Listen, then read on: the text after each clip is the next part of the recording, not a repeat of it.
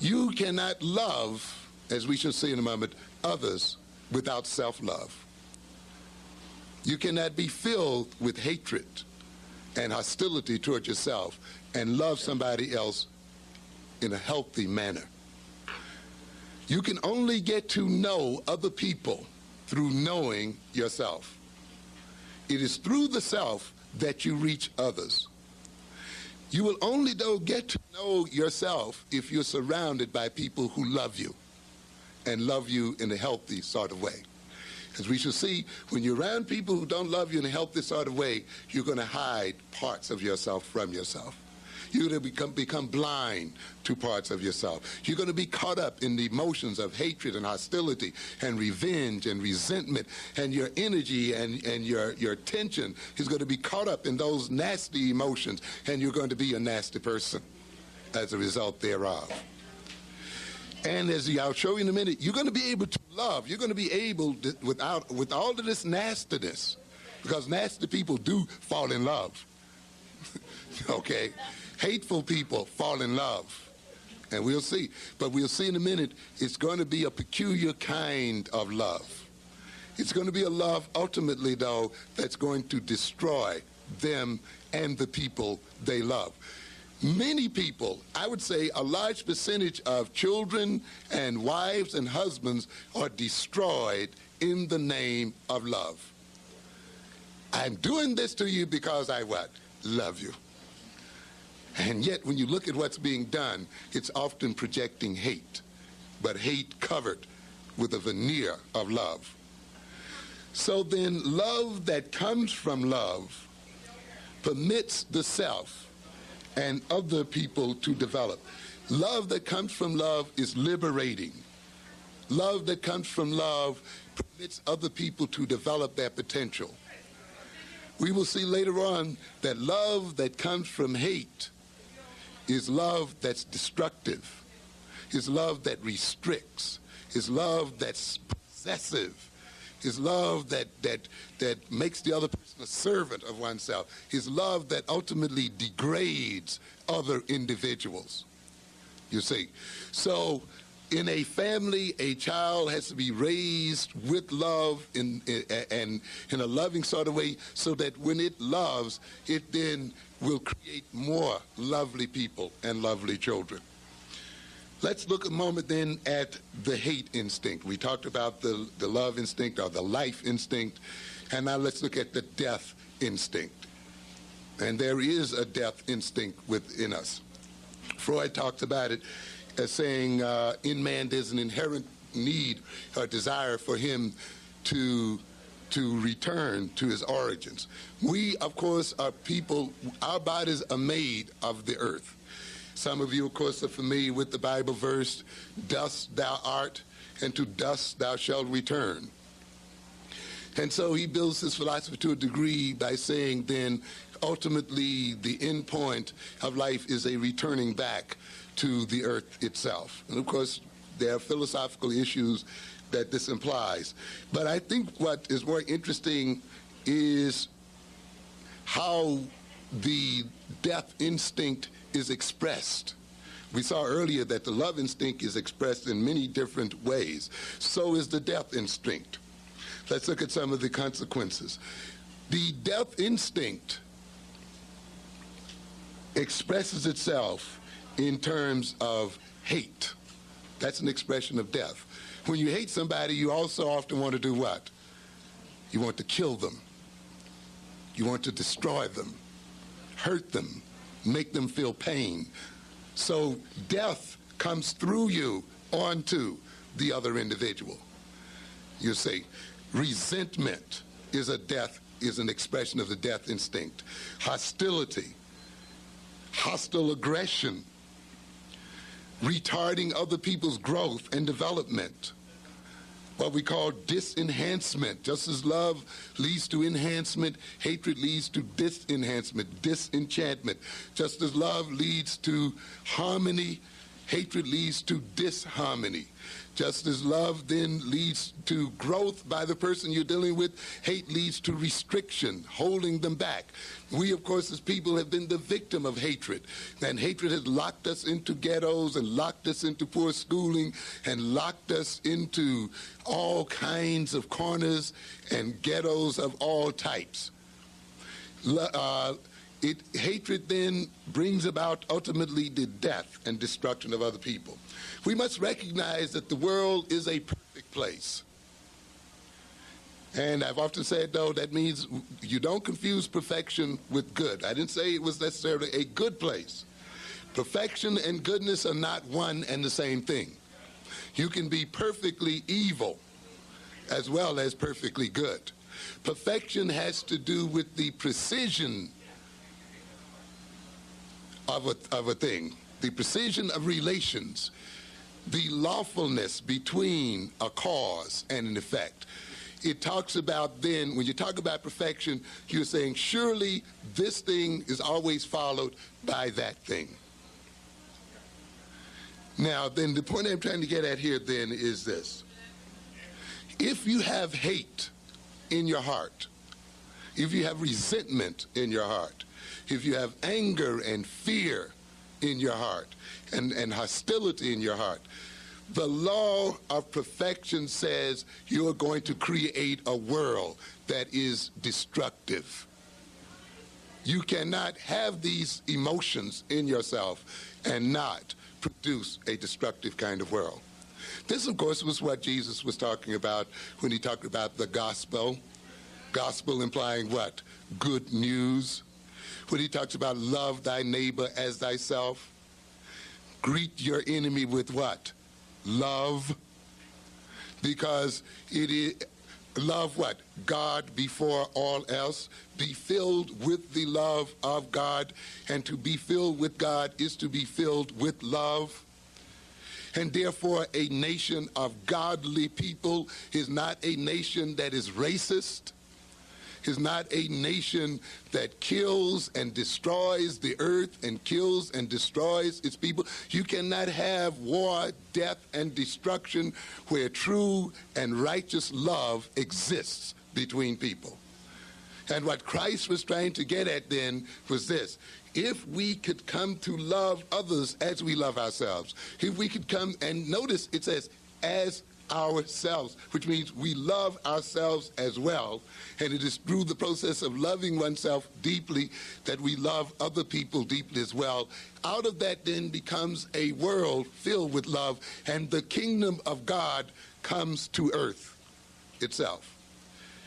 In a world, though, filled with hate and resentment and anger, you're going to get a world then filled with war, murder, death, suicide, robbery, rape, violence, and all the kinds of things we see so much about in the everyday news. This is one of the reasons why you know that this nation is not a Christian nation. You got people who go to church. The Christian so-called religion is the predominant religion.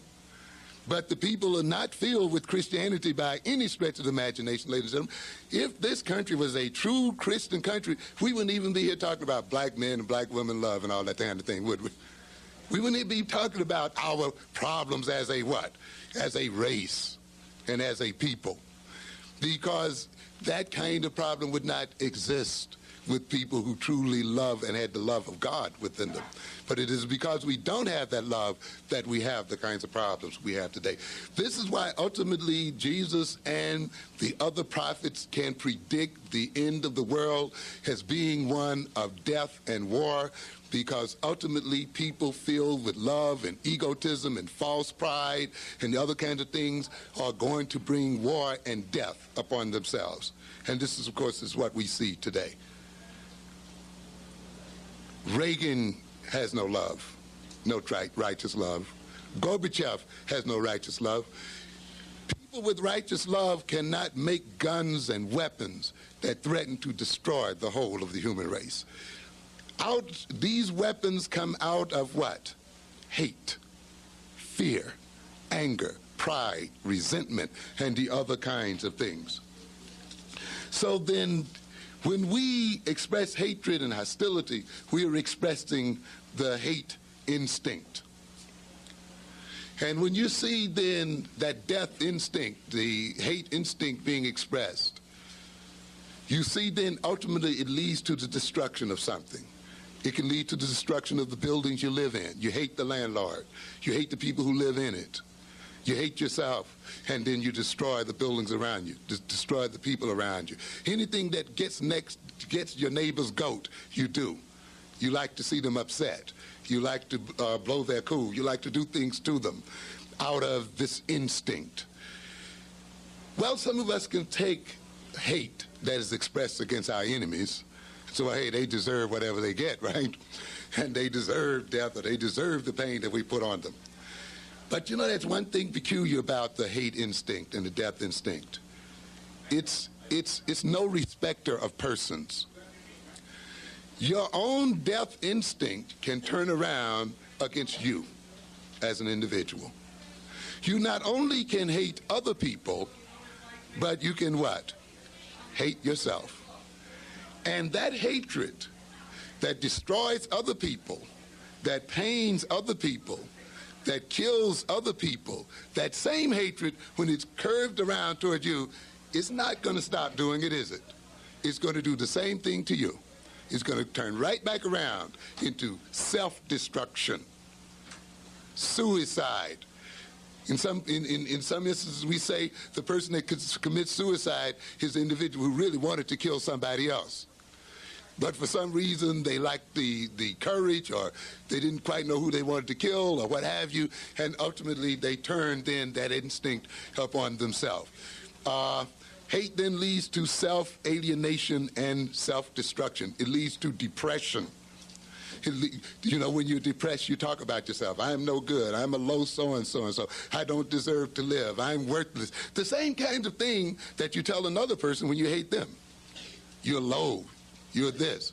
You're a dirty dog. So forth. When you're in depression, often you'll do what? Turn it right back around on yourself. I don't deserve to live. When you hate somebody else, you say, you don't deserve to live, I'm going to kill you. Often then, when you're into self-hatred, you tell yourself the same thing. I hate myself. I don't deserve it. I could just die. I wish I would die. And often people will proceed to die and to kill themselves. It leads then to descendants, where the love instinct leads to transcendence and moving beyond the self. Often then the hate instinct moves to descendants and going into oneself to decadence. Hatred leads, it has its euphoria, but it's an unnatural euphoria.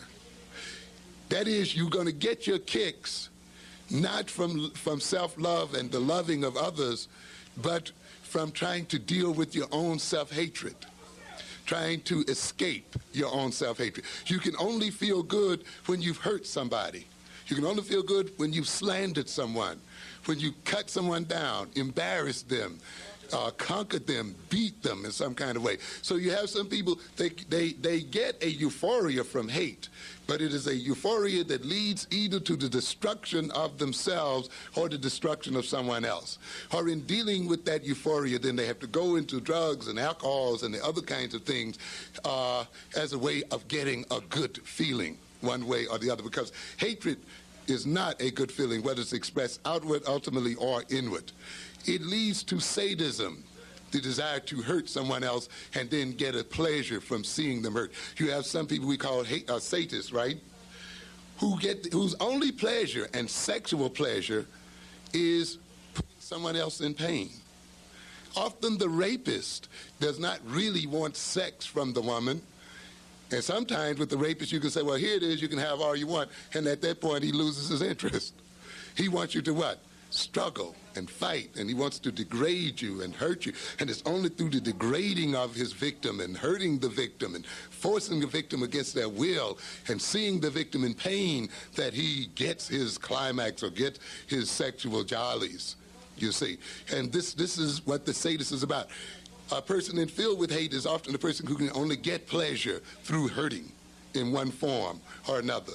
Masochism is also in there. The individual who can only get some pleasure from being hurt, from being dominated, from being ruled, from being degraded. in some form or another. And you have places in the village where masochists hang out, waiting for someone to come along and treat them like a dog for the night, so that they can get at some kind of sexual pleasure. It's a pathetic kind of situation. A lot of this hatred comes out. A lot of this pleasure comes from enslavement. Now let's look then at the kind of love, as we said earlier, that comes from hate. We said nasty people love. Oh, they get all these great feelings we talk about in the records. And they go for trying to hook into someone and get someone to love them only. And they experience this great love. But, ladies and gentlemen, it is not enough to love. The love must be based on the right foundation. One of the reasons why so many marriages are falling apart today, even though the people, when you see them on their wedding day, they say they're getting married because they love each other, is because they love each other for the wrong reason. It is not enough for you to have a feeling of love, to be caught up in the cuteness of some boy, or to be caught up in how sweet he is, or to be caught up in how you can't get him out of your mind, how he makes you feel, how his touch just makes you go off all over. It's not enough. That's not enough. You cannot base a family or long-term relationship on that kind of love. You cannot base having children on that kind of love, you see. You must stand back and look and see upon what kind of love, on what kind of roots that love is growing from. And you may note then that that love is growing out of hate, that love is growing out of resentment, that it's growing out of an unhealthy situation. And even though you have this great feeling and this great longing and this great need, those feelings and those longings and those needs will ultimately destroy the one you love and destroy the children that you claim to love. Because a love that flows out of hatred is a love that's ultimately selfish and self-centered. Is a love that ultimately does not give the other person humanity and does not recognize them as an individual. This kind of love is a love where you love yourself, but you can only love yourself at the expense of destroying the ones you love, only at reducing them in some form or another. Love that comes out of hate is a love where you're going to love somebody who maintains you in your self-destructiveness. What did we say earlier? When you hate and you hate yourself, you also engage in self-destructiveness. Now, the people that you fall in love with will often be the people who help you maintain your self-destructive nature. You love them because they help you what? Destroy yourself. Oh, I go with her because she's hip. She smokes like me. You see, she shoots heroin like I do. I love her for that reason. I can't stand these straight people who don't smoke. I can't be around these people who don't shoot heroin. I can't be around these people, who don't like to fuss and fight and hate and drink and so forth. But I love this guy. They're real cool people because they support. Your friends are often your worst enemies because often you pick them because they do not confront you with truth. They do not confront you with your reality. They help to maintain you in your own self-deception. They don't say, hey, you're wrong. You're destroying yourself. It's terrible. Often we get rid of those people. They make us angry. Hey, I'm having fun. You blew my high, man. You blew my head. This person hanging around here, they not smoking and partying with me. You put a wet blanket on the whole party. And, of course, the thing you're running from, of course, is that they may be pointing out how foolish and self-destructive you are. But you don't want to face that right now. So what do? You move toward people who support this. So the self-hating person falls in love, surely, and experiences love, surely. But 9 times out of 10, they're going to move toward a person who maintains their self-destructiveness. A part of the problem with the black love situation today, ladies and gentlemen, is that we have been duped into self-hatred by the European. You see? He's made us hate our heritage, hate our skin, hate our hair, hate our noses and our lips. He's made us hate Africa itself and the whole African heritage. He's made us hate being black as individuals. So consequently, we're going to love somebody who doesn't remind us of who we are and what we are. You see, and we move then in our love toward people who can help us what? Escape from that which we hate. And that's why we will often love our enemies if those enemies can take us away from ourselves. That's why we love our overeating. We love our oversexing ourselves. We love our drugs. Anything that does what?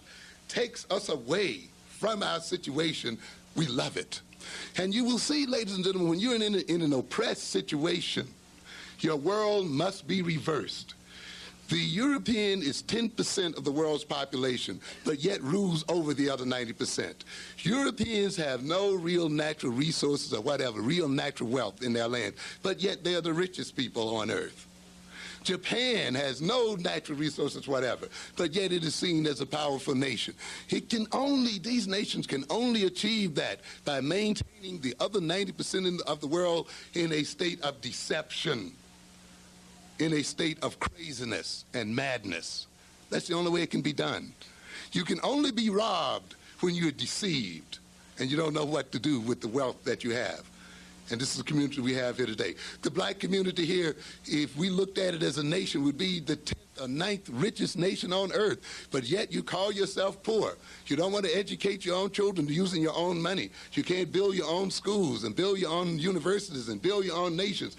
Not because you don't have money, but because the love you have makes you spend the money with your enemy. And you spend it then with the pusher and with the other person, and they make you feel good, and you love them because they supply you with this. And this love then, of course, takes you away. And you hate the people who don't supply you with that, even though they're your best friends, you see, and you attack them.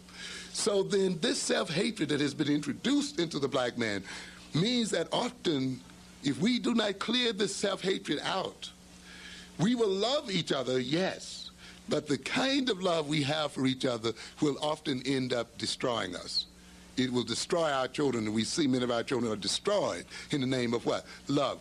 Many of you youngsters will have children out of wedlock before you're prepared to have children, before you've grown in wisdom and knowledge. Why? Because what? I love him. He loves me. I wanted to have someone I could love all to myself. You got to know how to love. And sometimes you haven't grown enough yet to know what real love is about and how to truly love an individual. Love is not just a good feeling. It is about more than good feeling. As I will show you later, heroin makes you feel good too. Crack makes you feel good too. All kinds of destructive things make you feel good. And so if you love simply because you feel so good, then you can still love in a way that's going to destroy you and destroy the people that are with you. So it's not enough for you to have a baby for a boy because he makes you feel so good when you're with him, or because you have this great feeling. You see, it's deeper than that, and it involves more than that. People then who have not come to terms with their self-hatred are people who are going to love in a way that's going to destroy them. In order for us to be ruled over by this minority of people, we have to be backwards. Our minds have to be turned backwards. As I said earlier, this people who rule us today, we are a minority people in the world. We're not, we are a what? A majority people in the world. We're not minorities. There are many, many more black people in the world than there are white people, ladies and gentlemen. Many more. However, we've been deceived into thinking of ourselves as minorities. The European countries are dependent on us. We're not dependent on them. They must get their mineral resources from Africa. They must get their oil from Africa. They must get their diamonds from Africa.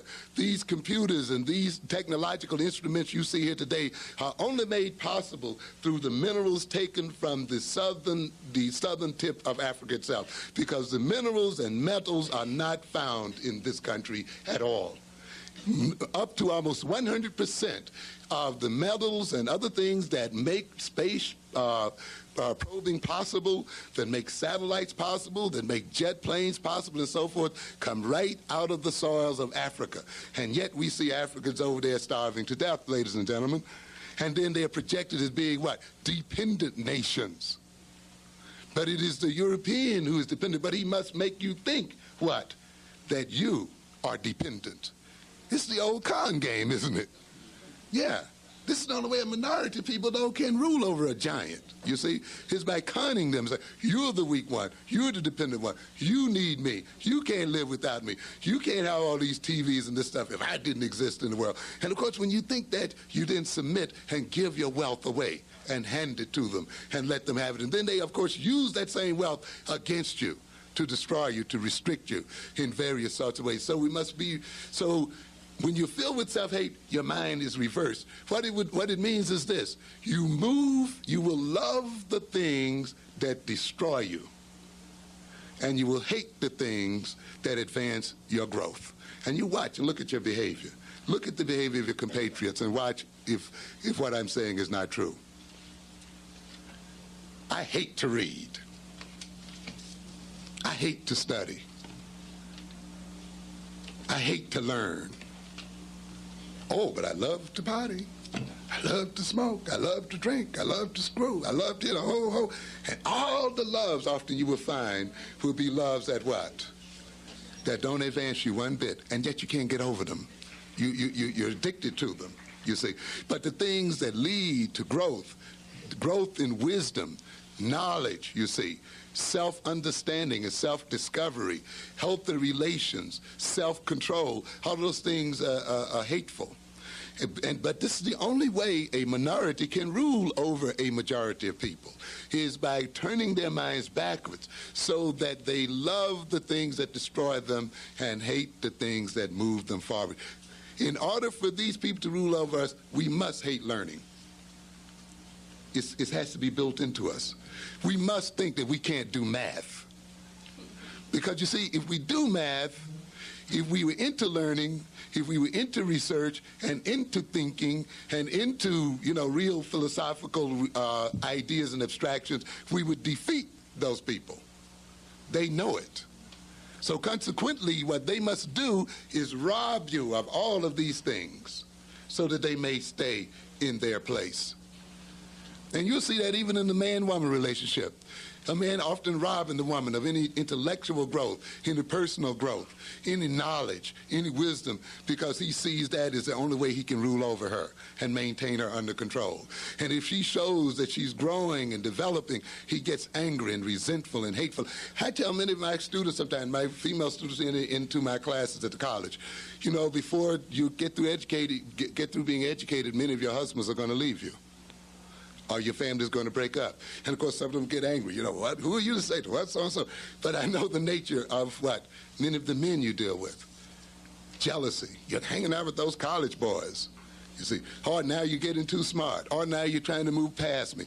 And I've seen women who had to leave college because the husband is giving them such a hard time, or the boyfriend is giving them such a hard time, or he's hanging out in front of the school, or going through all kinds of changes. I've even seen families have their children removed out of the college because this is the first one in college and they are wrestling with this one maybe moving in some kind of way. And so in almost all kinds of blocks are thrown in that way, even if it means keeping up noise or disrupting them in some form or another. Often then they destroy the individual. We love those then who keep us from realizing our self-hatred. You see, one of the reasons why we get so euphoric when we are in love is that by focusing our minds and our energies and our obsession upon another person, by trying to live through another individual, by trying to make that individual our total world, by idealizing that individual and making them some goddess or some god, we think by that it's going to lift us up beyond who we are.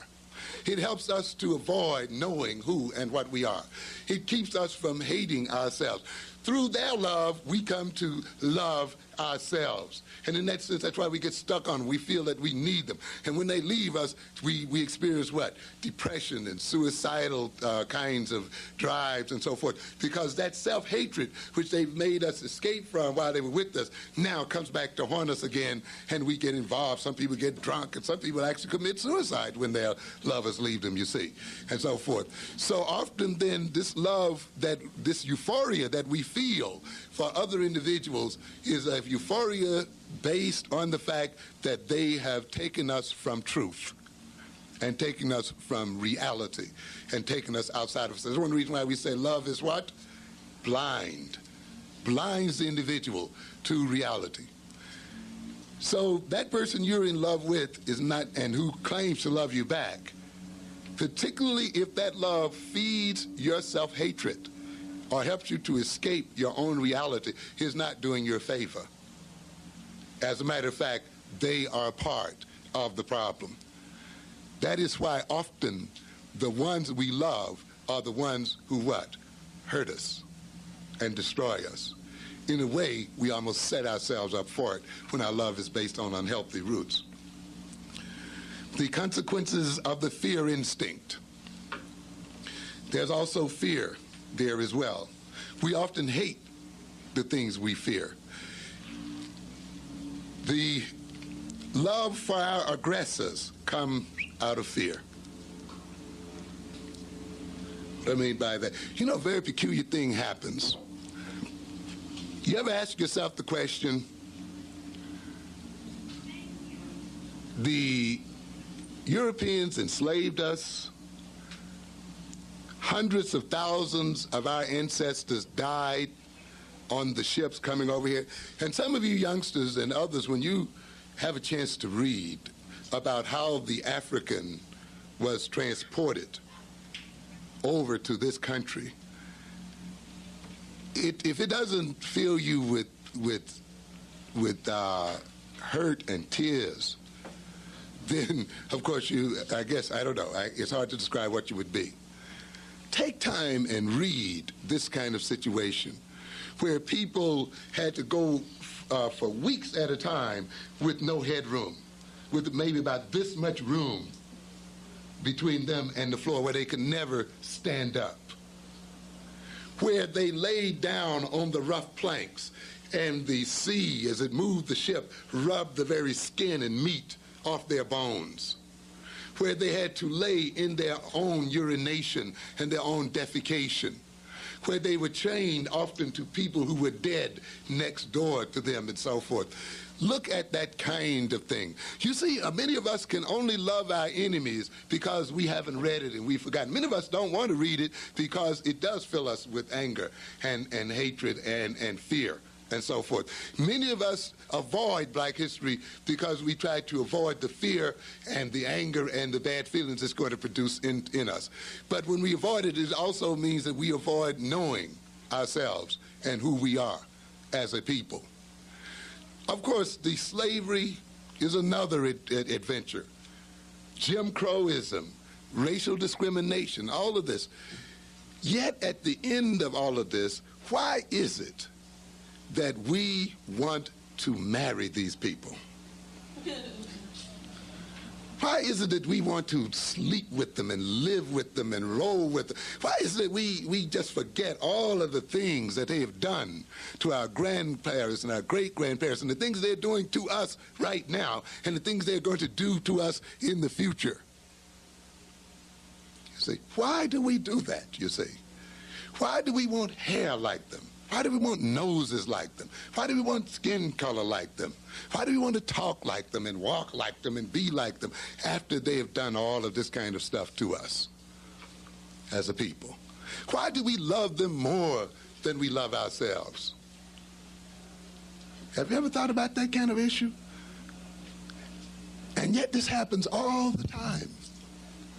And it is a very standard thing in psychology. We call it love for the aggressor, identity with the aggressor, where one loves the one that persecutes them in an unhealthy sort of way and identifies with the person that persecutes them. This goes on in families. We don't have time to go into the psychological details of this, but this is a part of what Freud talked about when he talked about the Oedipus complex.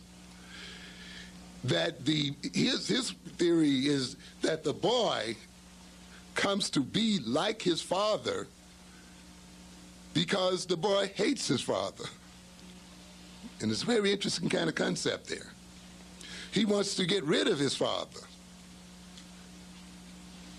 Then how does he come to be like his father, we say?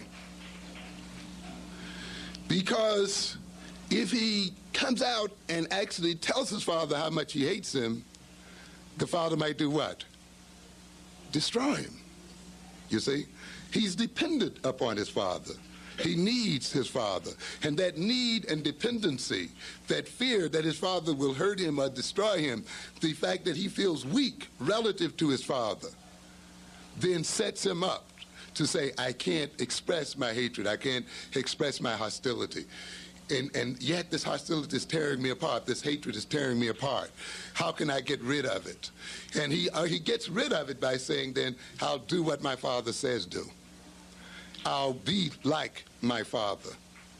If I think the way my father thinks, if I behave the way my father behaves, if I look at the world the way my father looks at it, if I have the values that my father has, if I be as much like my father as possible, then I will escape my father's punishment and death. If I can show my father that I love him, that I'm the same as he, then my father will not victimize me.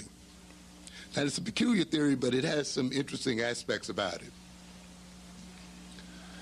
To a good extent, the relationship between African peoples and white people is a father-child relationship. We think of ourselves as weak, powerless against the white man. We see him as the source of gifts, the source of blessing. He gives us the jobs, he gives us the protection, he gives us the food, he provides the water, he provides the housing, he provides this, he provides that.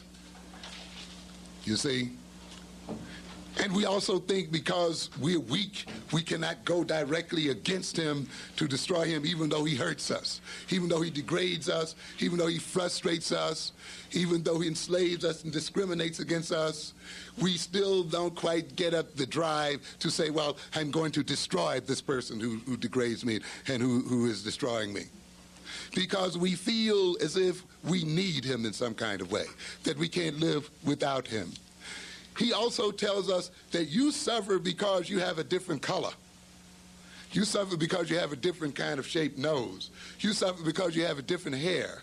You suffer because you come from Africa. You suffer because you don't look like me. And what do we go for then? We say, well, if I want to get out of this suffering, then I should be as much like him as possible. As a matter of fact, if I get so much like him where he can't tell the difference between me and himself, he won't punish me anymore. I will no longer be, what? A victim. So therefore, we are motivated then to come outside of ourselves, to move toward the person that is destroying us and victimizing ourselves, hoping that if we can get them to love us, and if we can show them how much we love them, and if we show them how much alike we can be, we can get them to not see us as colored. You know, look at me, don't look at me as a black person, look at me as a person. You know, to abstract us. In other words, in order for other people to love us, they must not see the blackness of our skins. They must see some kind of invisible abstraction before them. True love is a person who sees you for all of your blackness and your big lips and your big nose and your kinky hair and still does what? Loves you. If they got to remove your hair and they can't see you standing before them as a black person, they don't love you, ladies and gentlemen. For a person to say, I don't see you as black, how can you not see me as black? I'm standing right in front of you. But this is the kind of thing we want these people to do, to abstract who we are. And therefore, if we become a distraction, that means we leave who we are. We have to come outside of ourselves. That's why we want to be educated with them and educated like them and so forth. We want to not identify in any way with Africa, African people, because to identify with Africa and African people is to suffer. So consequently, we even come to hate ourselves and come to hate our people and come to love the people who destroy us, but it's an unhealthy kind of love. We come to resemble those people. We want to take their values and their orientations toward life. And when they accept us, we escape from our self-hatred. And therefore, we look as if we look for their love to take us outside of ourselves as a people. So consequently, even when we don't love them, when we love even within our own group, we still often look for a kind of love that will take us outside of ourselves, which means then that we become false and unreal and untrue and dishonest and deceptive, unknowing. And how can you develop then a beautiful household and beautiful children and a beautiful community with a love based on this kind of hatred? Too much of the love in this system, not only among black people, but even in this country as a whole, black, white, blue, green, and yellow, is love based on hatred and resentment, on people trying to escape from themselves. It's a love based on fear, you see, fear of rejection. Why do you have that baby? I figured if I didn't have him, he'll leave me. Because the man says, if you don't have it, I'll leave you. The only way I can hold on to him is by having this. What kind of love is that? It's not a productive kind of love, and the problem is, it always what? It almost always fails. It doesn't work out. And you can see hundreds and hundreds of our people, our women and men, trying to hold on to love and hold on to a man and hold on to somebody by having children and families for them, even in marriage. You know, I figured if we have these children, this will bring us together. Big lie. Rarely does having children bring a man and a woman together. You got to be together on your own terms. You cannot put children in that kind of position where they are used to hold you and your man together. That's a misuse of the child. That's then a love that becomes destructive, you see. So it's a love developed out of fear. But people who are fearful love, but they love in a way where they make other people fear them. You see, if they feared, and the greatest thing that an oppressed person fears is really himself, and self-knowledge, and self-knowing. Because they're afraid when they look at themselves, they're not the big person they think they are. They're not the big hero they think they are. They're not the smart guy they think they are. They're not the cutest guy they think they are. They're not God's gift to women and God's gift to the earth. They have many weaknesses and lacks in their own personality. But they don't want to face that, because if they face that, they figure other people will reject them, will not accept them for who they are. So they project a front upon the world. And they love people who help them support that kind of front. They're running away from anxiety. So their life is built around avoidance. But in order for them to maintain your love, they must make you fear losing their love. So you live in fear of them. Oh, if I don't do this, he'll leave me. If I don't do this, he'll hurt me. And as long as he got you anxious about whether he leave you or whether he's going to reject you or whether he's going to pay you any attention, and you're caught up and build your life around that, it keeps you from seeing who this person really is. It keeps you from seeing his real weaknesses. It keeps you from seeing the emptiness of his life, you see. And therefore, he loves you to the degree that you're blind to who and what he is, and to the degree that you also cannot bring forth and let him see what he is about. And therefore, these fearful people love too. But they love only by injecting fear into the ones they love. They terrorize their wives, they terrorize their children, they terrorize their neighborhoods, and they just terrorize people in general. People have a fear of suffering. A great part of the problems in this world is a fear of suffering. You know, we've grown a generation of people here who feel like there's something constitutionally wrong with suffering, you know? And I guess that may be this movement from the country to the city. You see, if you're born in the country like I, you learn how to suffer and bear it. You know, to get up at 4 o'clock in the morning before sunrise, and whether you feel like it or not, and get out there and do what has to be done, whether you feel like it or not, to do what, to solve your problems, to sit down and study, to do your work, whether you like it or not. Your liking it or not has nothing to do with it. But we got a generation here that says, if I don't like it, I have no right to do it. I have a right to be happy all the time. There should not be any suffering in my life at all. That's crazy and it's stupid. And people who try to escape suffering and try to escape pain, because it is through pain and suffering that often you come to know yourself, and you come to grow, and you get strength, and you get character, and you know how to commit yourself to something and do something. But if you get caught up where you're going to escape all kinds of suffering, you're going to lead yourself into destruction, you see. Then you want to stay what? High all the time. You want to stay coked up and doped up and smoked up and liquored up and sexed up and all the other kind of ups, you see. But in the end, it keeps you out of school. It keeps you from learning. It keeps you from growing. It blinds you to yourself. It destroys your families. You got to steal from them. You got to rob somebody. You got to mug somebody. You got to leave your children starving on the floor. You got to leave your wife and the whole bit because you can't stand what? Suffering. You can't take a little what? Pain. You fear it. You're not a man. You're a child when you fear pain, when you fear suffering, when you fear doing something even though you don't always feel like doing it. That's childish.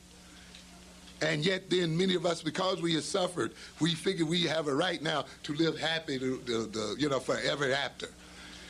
And the only way you can live happy forever after is often by getting into synthetic happinesses, drugs and other kinds of things, and getting away. And if the thing that you fear most is your own self, it means that the only way you're going to get happy is by escaping from yourself, which means you're going to live a totally false life, a disconnected, schizophrenic type of life. So then the ultimate fear then is a fear of self-knowledge. You love someone who helps to maintain your self-unknowing, who keeps you out of yourself. Don't talk about that African stuff. Hey, I would go with that dude, but he's always talking about black people, always talking about Africa. He's into that 1960s stuff. A lot of us like to view people who are dealing with the problems and issues of black people as in the 1960s. I'm talking about now. That wasn't my problem. I wasn't back there then. You have not escaped it, ladies and gentlemen. I don't care how young you are. You can be a babe in arms. The history of your people is with you right at this moment. In fact, that very attitude is the result of the history of your people. When you have it, it means you have been had. You have been suckered and made a chump because you're set up now to destroy yourself as a people. And out of that then comes a fear of women and fear of men, and ultimately a fear of intimacy. Why do people, a good part of love, you see, involves opening yourself up to somebody, letting them see your weaknesses. No, I'm not all Mr. Man. I'm not all Mr. Right. I tell you in a minute, I'm no saint. Okay? I have all kinds of flaws and weaknesses. But there are some people who feel that they have to project this image of what? Perfection, saintliness. I'm the greatest. And some of you now got these foolish rap songs. I'm the king of the world, and I can do this and that. I can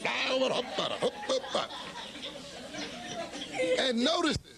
It's the weakest, most powerless, depressed, rundown people coming up with all of that hype and nonsense. And instead of actually being what they're saying, they're just ready to hear the bumps and the knocks and get off on that. And so that very hype, instead of motivating you to move forward and do something, is the very thing that maintains you right into it. And listen to the lyrics, I'm Superman, and I'm the super lover, and look at all the use often that's in it. I'm going to do the girls, and I'm going to do the boy, and I can kick this and do that.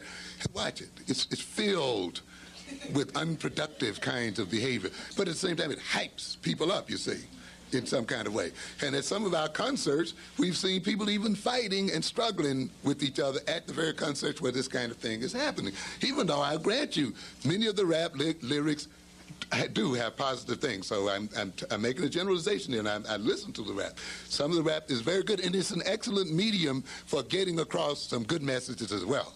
So I'm not condemning the rappers. I'm condemning the kind of rap, though, that creates false pride and takes you outside of yourself and outside of your reality and keeps you outside of it, because some of you, those radios have grown to your ears.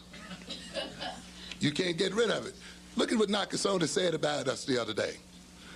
The reason why America is behind, what, is because of the presence of blacks, Puerto Ricans, and Mexicans. And women don't, when I'm on TV, don't remember what I say. They only remember the color of my tie. These are the people, though, that you keep in business, and watch the arrogance come out of them. Still seeing us like, what, dogs and children. Hardly any of you with these radios can go to a black dealership and buy it. But yet you support Japan. You support it in every kind of way, and the premier of Japan shows you the contempt that he has for you. You give your money to every other group but yourself. You can't spend in your own grocery stores and your own supermarket and your own places, and then you complain about how the people treat you bad. But how can you be respected when you take your money and instead of spending it with your own people and supporting your own families and building your own economics and hiring your own children and making the system for yourself, how can you be respected? The people can see that you're a fool right along with that. You indicate what a fool you are. And then you want to be a fool, and yet you want somebody to act like you're not. They're doing you a service when they tell you that you're a fool. Nakasone it did people a service, because hopefully it woke some of us up to recognize that these Japanese don't think any more about us than these whites think about us. They're willing to take our money and willing to drive you crazy with this music that we listen to day in and day out that we can't live without. But at the same time, they don't think a damn thing about you. And what we want from them, an apology. No, don't worry about the apology. Think about what the thing says, you see. And this is the kind of love that, yet we love that radio. We love Panasonic. We love Sony. We love Mitsubishi. We love Japanese cars. We just, anything Japanese, we want it. And yet you don't even see the Japanese going crazy with that music, but driving other people crazy. And we love it so much until we don't say, hey, man, since you're selling us all these radios, why don't you give a dealership to black people so we can at least make some money off of it? You see, no, we're too busy wrapped up in the music. Your black people make over 60% of the money in the music industry is made by black people. And what do you look at? You're wrapped up in the stars. But stars come and go. Some of them get one hit and they're gone. Some of them a year or two and they're gone. Who gets the money, though, forever? It's the lawyers and the promoters and the other people you don't see up front. That the star gets only a few pennies from each record. It's the company itself that gets the real dust. But we don't want to be those people because we're caught up in the star. We're caught up in the stage action.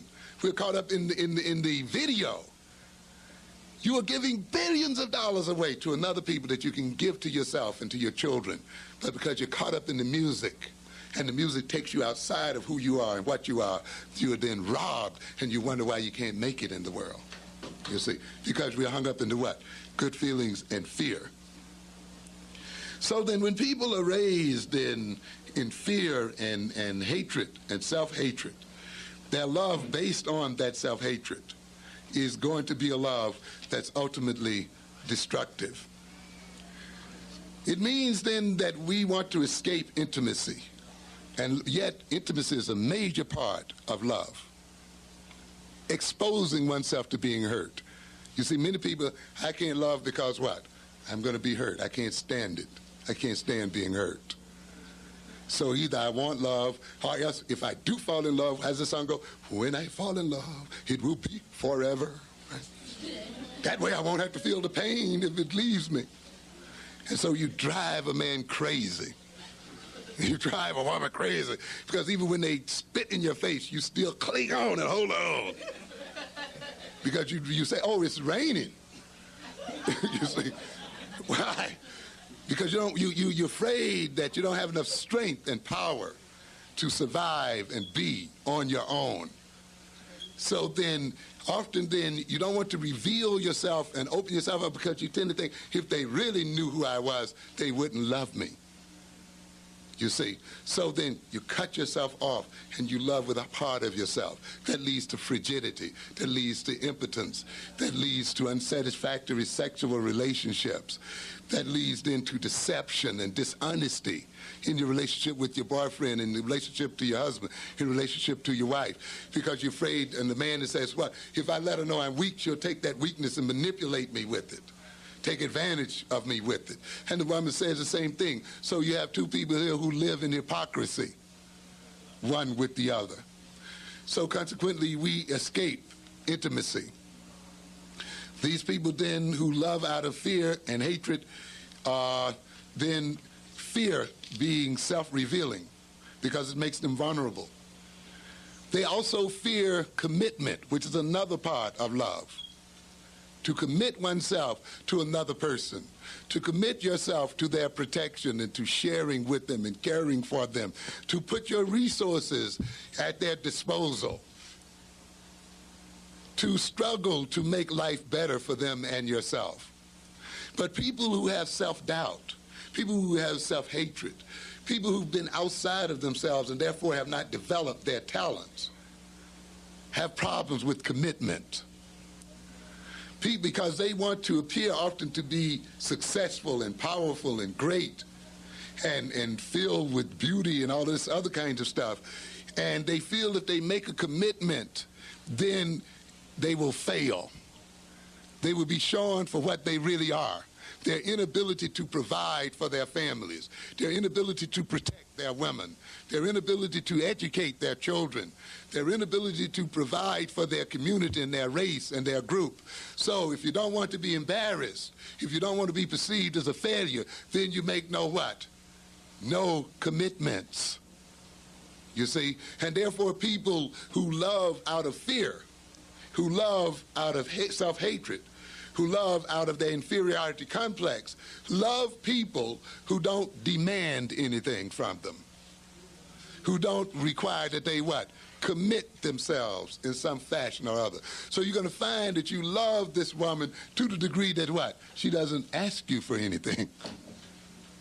But when she starts demanding your time, demanding your energy, demanding a bit of your commitment, all of a sudden that love what? Disappears. You get married, you've been making love every weekend, you've been getting high together every weekend, you've been kissing and hugging and having fun. You know, that weekend love can deceive you, you know. Because many people, when they get into the weekend love, they figure, oh, well, when I get married, that just means 7 weekend days per week. You know, it's just going to be love and sweet beauty every night. But it doesn't work out that way, unfortunately. And when that child arrives, then you begin, what the heck have I got myself into here now? I've got a whole life now to take care of. I got a wife and a family I got to take care of. And all of a sudden, it's not as much fun as it used to be. All of a sudden, it's the stuff is not quite as good as it used to be, you see. And you get a little bored with it, and you get a little tired of it. And the woman starts asking, when are you going to get a job? When are you going to feed the baby and bring some diapers here and move to a better place? And you start hating her for that, you see. And you think she's unfair. And you want to beat her sometimes or leave her or do something else. And sometimes you desert her because now your weekend love has turned into reality. Because now you're forced to make a commitment, and now you're forced up against the reality of yourself because you have to question, can I do it? Do I have the talent? Do I have the abilities? Do I have the education? Do I have the drive? Do I have the ability to take the suffering and go through with it like a man? Or is it that I've been so much in love because it didn't require any commitment on my part? I've been so high all the time. I've been having so much fun, I didn't take time to develop these kinds of things. Now the woman tricked me. She brought me into this. Now I hate her for it. The children are out after me, you see. And this is the kind of love then that comes from fear. And this is one of the reasons why we then hate intimacy, because often, many times, even your woman or man doesn't want you to be intimate because their love depends upon their idealization of you. Oh, you're the greatest. I've never had it like this before. It's the greatest I've ever had in my life, you know. And oh, we're going to be so happy. And here's this young muscular man, and I'm going to have this body to myself every night, and all of this. You know, we're caught up in all of these fantasies, you see. And he's caught up in this fantasy, his own fantasies again. Oh, I'm going to have this at home waiting for me, cooking dinner, taking care of my children while I tip out and get a few more pieces somewhere else. However, I'll still make it. She's not going to complain too much because, you know, if I love her right and everything, she'll like that, you know. You know, all these kind of fantasies that we put in to each other's heads, you see. But then when you're faced with the children and the family, you're faced then with yourself and who you really are. But what I'm saying here, too, is often the person with you doesn't want to see who you really are because they're getting such a great thrill from who they imagine you are.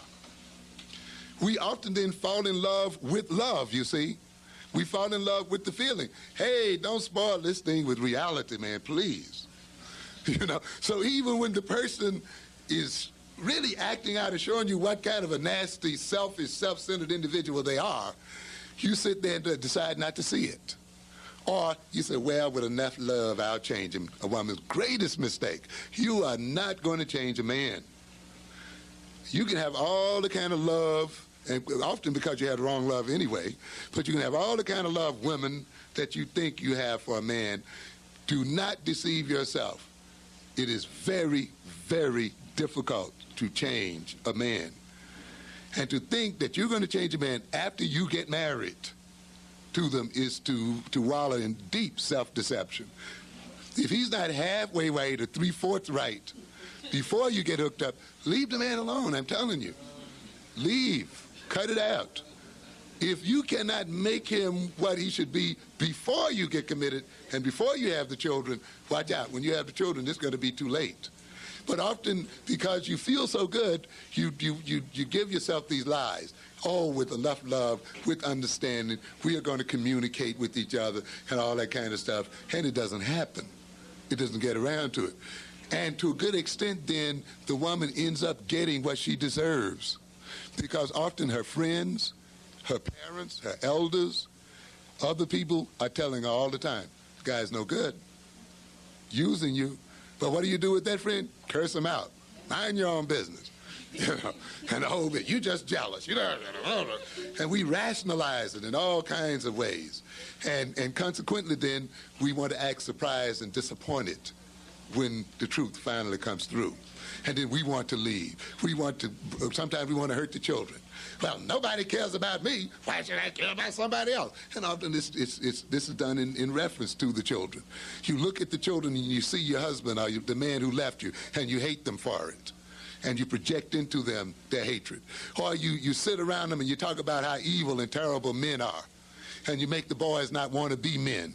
And you make the girls grow up hating men, tricking men, playing games on them, because they've heard sitting at your knee all the things you've had to say about them, how you've projected yourself as Miss Victim, and the man is Mr. Monster. You see, these games that people play. So you cannot if you truly love a person, you cannot maintain that person in their illusion. True love means you have to be truthful as well to the individual. And I'll wrap it up here shortly. Happiness gained from hatred and fear serves to maintain your oppression, to strengthen your pusher, to maintain your non-productiveness. You see, a lot of us, we want to be happy, but we view happiness as a feeling. As we said earlier, pardon me, heroin can make you feel happy. Crack can make you feel happy for a while. Smoke and dope can make you feel happy. Overeating can make you feel happy. Alcohol can make you feel happy. And to do these things, you have to hate yourself. To sit and watch yourself become enslaved to a drug. To watch yourself become degraded where you have to sell your body in order to get a few seconds high. To go through beggary, to have to rob, to have to steal, in order to get a moment of what you call happiness. To take a man's abuse, to take his degradation, to get what you call a few moments of happiness, means ultimately then that you are serving that person. You enrich the pusher. You enrich the people that oppress you. You give false pride to that man. When he misuses you and you put up with it, he grows in his pride and grows away from himself. He gains power through your own destruction and putting you down. It makes you unproductive as an individual. You get caught up then in trying to get this feeling. This often happens to our people as a people. We are so much, and we want to be loved by these Europeans so badly until we forget to spend the money with ourselves. A part of getting them to love us is that we must spend the money. Let me go in here and buy this $500 suit and show them white folk that I can spend like they do. You know, and let me go down here at Macy's and let me go whatever, you know, go to this shop, you know, prove something to these people. And they see I'm not like the rest of them niggas out there. You see, when you need their love, you see, in that sense, because it comes out of you hating yourself, you have to take them your money. You see, you have to work for them, and whatever you produce has to be given back to them as a people. Basketball players, football players making millions of dollars have to end up giving it back to the other people, cannot give it to their own. You have to spend it with the other people because you want them to be nice. And they grin at you and pat you on your butt or talk about you in a very snide sort of way, at the same time reaching for your dollars. And later on, they're like Nakasona, they talk about you like a dog, and you wonder why. You get no respect. But love that grows out and happiness that is based on self-hatred is only a happiness that can lead to the strengthening of other individuals. It's time for us to have an Africa car, ladies and gentlemen. Not one built in Japan, but one built in Africa. And to build things coming from ourselves. But we think happiness is buying from some white person, buying some white house, buying into some white community, going to some white school. That's happiness for us. When you define, and because what? I feel good. Oh, they don't treat me like I'm colored. You know, I forget about I'm black when I'm around them. I just feel so good. But see, when I'm around my own, I'm reminded that I'm black, so I don't really want to be around them, you see. So it means what? You take all of your talent, all of your resources, and everything then has to be given to the people. And of course, they see, well, look at these fools. They're just giving us our money. You go on the picket line and you fall before buses and force your children into their arms. And they tell you, we don't want to be bothered with your children. We don't want to educate your children. It is to our advantage that they stay stupid and ignorant. Oh, take them anyhow. I'll be happy if they're there. So happiness leads to this kind of stuff. Happiness, too, may be rooted in hatred and fear. And often the kind of happiness we move toward is a happiness that takes us from ourselves. When happiness becomes an exclusive goal, when happiness is defined as only a feeling, you see, just feeling good, you see, and not looked at in terms of where it comes from, that happiness is going to be the source of your destruction. Many of us have been destroyed because we have this feel-good definition of happiness. I talked to one man one day. He says, well, I live in a white neighborhood. My children play with my children. What should I do? And someone in the audience said, move. You know, go to a place where they will be. Oh, no, I have the right to live wherever I feel and so forth.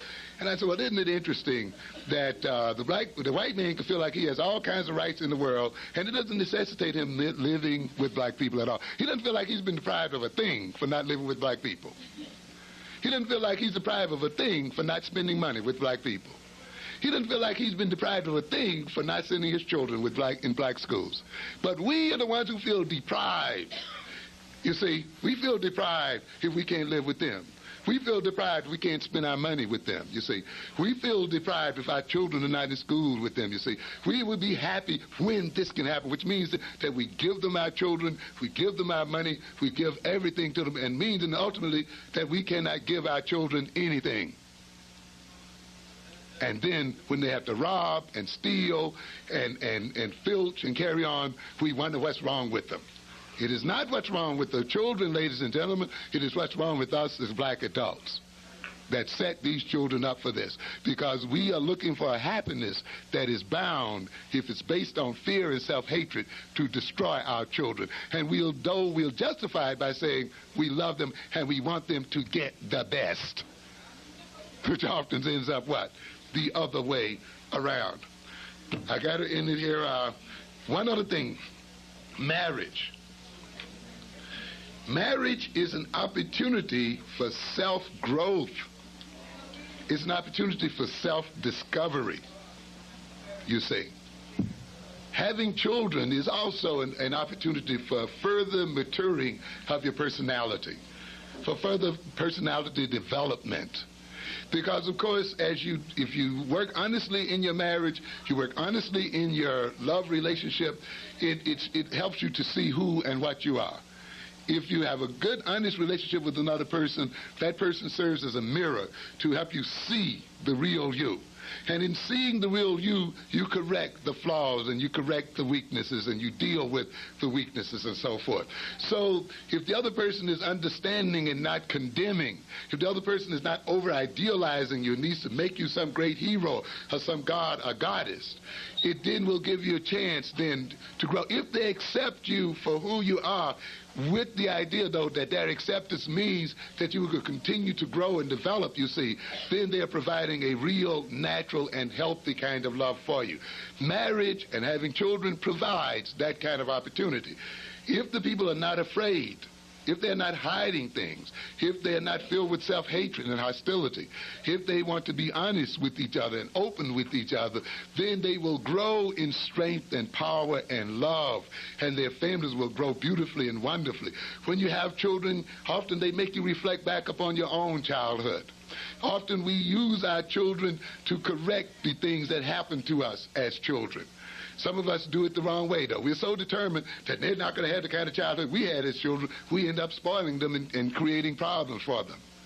But if we look at them and watch them grow and watch our relationship with them, and we look at ourselves and see our own selves in terms of our relationship with our children, then we can grow and develop and be healthy for ourselves and for our children. But people who go into marriage out of fear and self-hatred and the kind of love I talked about earlier, that makes them escape themselves, are people whose marriages are going to be filled with conflict, unproductive conflict. Quickly, you have a lot of kind of loves that destroy marriages now. Let us say, often when you go into a marriage trying to defend yourself and defend your weaknesses and so forth, instead of coping with them and solving them, what is your defense becomes an offense against the other person. You have the narcissist. You know, many of us, nobody loves us, mama don't love us, white folk don't love us. Because white folk don't love us, mama don't love herself, daddy don't love himself, he hates us. And now, if I'm going to get into love at all, I'm going to have to do what? Love myself for myself. But often you see that's not a healthy kind of love, it's a narcissistic kind of love. And many people move into that. This kind of love that many of our people have, by the way, because we've been made to feel inferior, and often the way we get over feeling inferior is by inflating who we are. And that's a part of the rap tradition you see in some people there. These people who really feel weak must project the image of what? Being superhuman, super lovers, beyond life itself, you know, beyond law, a law unto themselves. And everybody else is subordinate to them as people. This narcissistic love.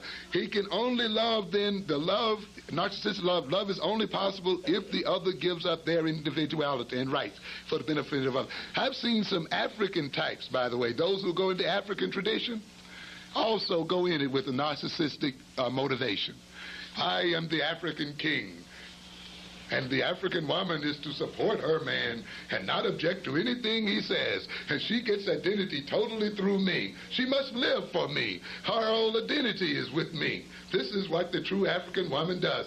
Doesn't save your marriage, I'm telling you. And many people holler. And I get people who are into Afrocentric tradition, ladies and gentlemen, who call me, who have problems with their marriages because they're trying to live some kind of mythical African concept. Or the woman is what? I'm the African queen, and my man is supposed to do this, is supposed to do that, and live for me, the whole bit. Unrealistic. Totally unrealistic. It's a narcissism. Often people jump. You see, to be Africanist in orientation is fine, but you got to be an Africanist also for the right reason. Many people have jumped into African nationalism and jumped into the African tradition, not out of true love, but out of reaction.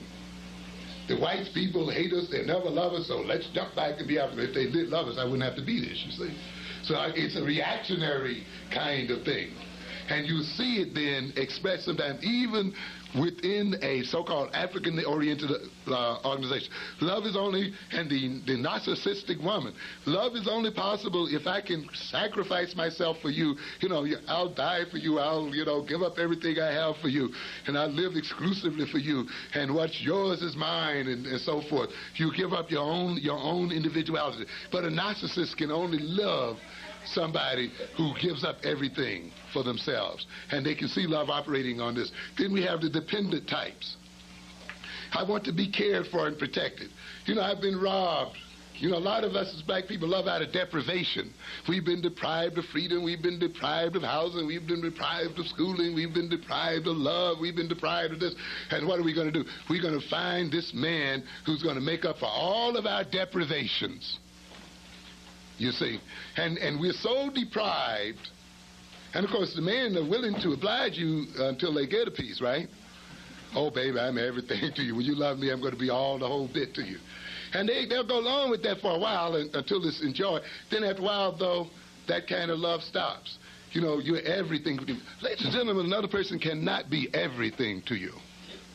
And the idea of moving towards somebody who's going to be everything to you is a sign of madness and craziness. But yet there's some people who are caught up in their needs so badly. They have so many strong needs till the only thing they can think about is what they need. Now, the other person is only supposed to bow to what they need. You don't love me unless you supply what I need. You should be happy to what? Serve me. That's the way the narcissist is, You should be happy to even be hooked up with me. You shouldn't ask for anything else. And there's some of us think that way. Oh, man, if I could only just hang out with him and love him, I'd be happy. I want to ask for nothing else. It's crazy, but you will ask for something else in here.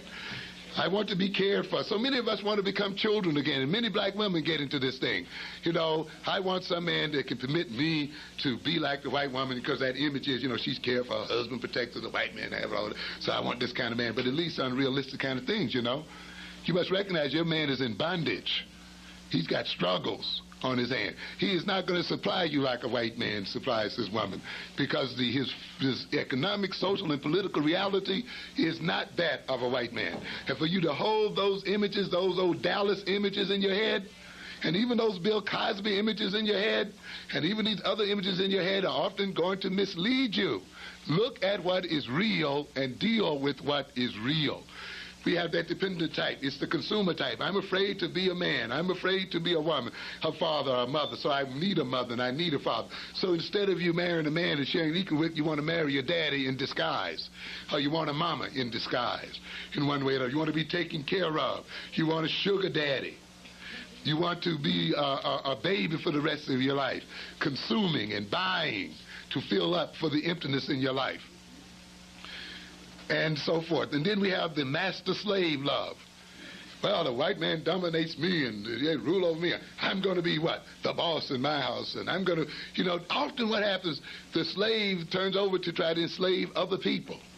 And so if he can't enslave the white man, he feels like a slave to the white man, he'll make sure one thing, his wife is going to be a slave to him.